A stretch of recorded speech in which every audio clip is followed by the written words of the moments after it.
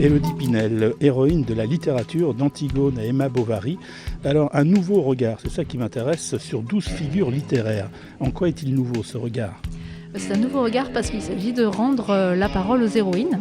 Ce sont elles qui vont raconter l'histoire, leur histoire, habituellement racontée par un personnage masculin ou par un auteur masculin. Donc là, cette fois-ci, ce sont Carmen, Antigone, Emma Bovary qui donnent leur version des faits.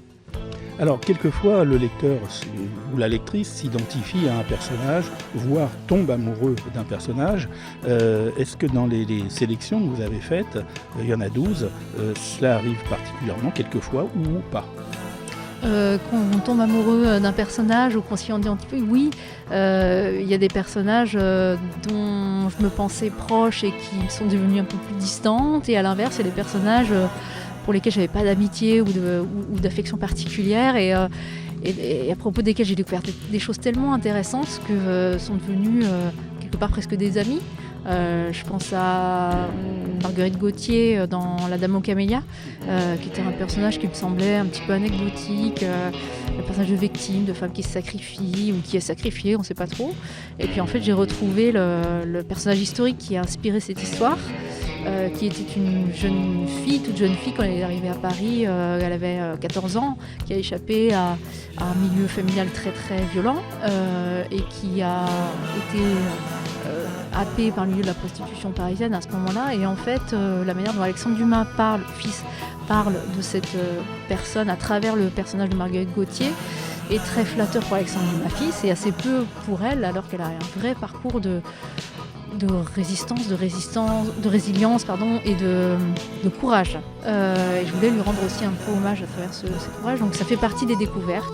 Chimène aussi m'a pas assez impressionnée, ou Carmen. Il y a des personnages qui m'ont secouée.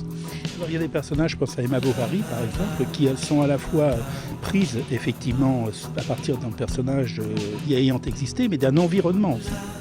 Oui, pour Emma Bovary, ce qu'on ne sait pas toujours, c'est que c'est inspiré d'un fait divers. Dont les contours sont encore assez flous parce qu'on n'a pas accès à des témoignages très, très étoffés sur ce cas-là, mais c'est un fait divers qui est survenu en Normandie, donc une femme qui s'est suicidée après avoir contracté des dettes et dont le mari ensuite a décrépit et a sombré dans l'alcoolisme et est mort peu de temps après. Et pour les amis de Flaubert, Madame Bovary, c'était une manière de venger ce monsieur qui aurait été trahi par cette femme. En réalité, il en fait quelque chose de beaucoup plus ambitieux et large et beaucoup plus sensible aussi. Et donc c'est un personnage, Emma Bovary, qui nous raconte la société de son temps, un certain milieu social, et puis c'est quelqu'un qui aurait pu être un transfuge de classe, c'est ce qu'on appelle, on désigne comme ça aujourd'hui, puisqu'elle est éduquée dans un couvent, donc préparée à être une jeune femme de la bourgeoisie. Et puis en fait, c'est pas du tout la vie qu'on lui destine, puisque Charles est un médecin de campagne et que les ambitions de Charles ne sont pas à la hauteur de celles dans l'esprit desquelles on l'a nourrie, elle, pendant des années.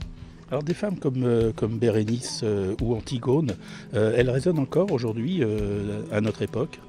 Alors Antigone, oui, de manière, j'ai envie de dire, massive, parce que c'est celle qui dit non.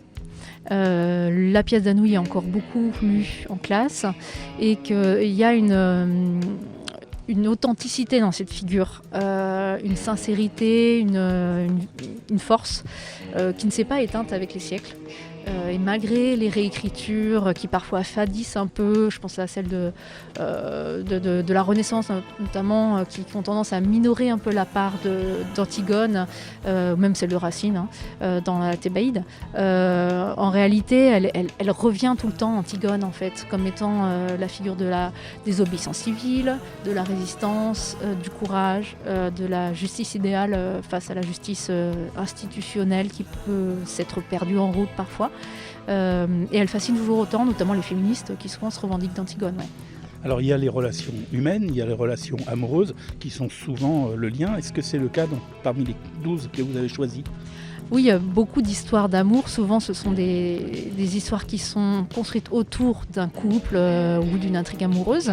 Par exemple, Manon Lescaut, tout le propos de cet ouvrage, ce récit, c'est la confession du chevalier des Grieux qui revient sur son histoire d'amour avec Manon et qui en détaille les pièges, les tromperies et puis les vices supposés de cette Manon. Mais il s'agit d'un aveu à la première personne. En fait, on n'a pas accès au point de vue de Manon elle-même. On n'a accès qu'au point de vue de Desgrieux. Et on peut dessiner en creux tout ce qu'elle a traversé et comprendre que peut-être que l'histoire d'amour était encore plus forte pour elle que pour lui et que lui, il l'a vécu d'une certaine manière en étant très suspicieux, très jaloux, très fragile quelque part, alors qu'elle est dans un dévouement et dans une situation très complexe de femme seule en fait, qui, si elle est abandonnée de Desgrieux, se trouverait vraiment à la merci de n'importe quel homme. Et donc ce qui explique beaucoup aussi son abnégation qui n'apparaît qu'à la fin en fait. Merci Élodie Pinel, donc héroïne de la littérature d'Antigone à Emma Bovary, un nouveau regard donc sur 12 figures littéraires, et c'est publié chez Mango Society.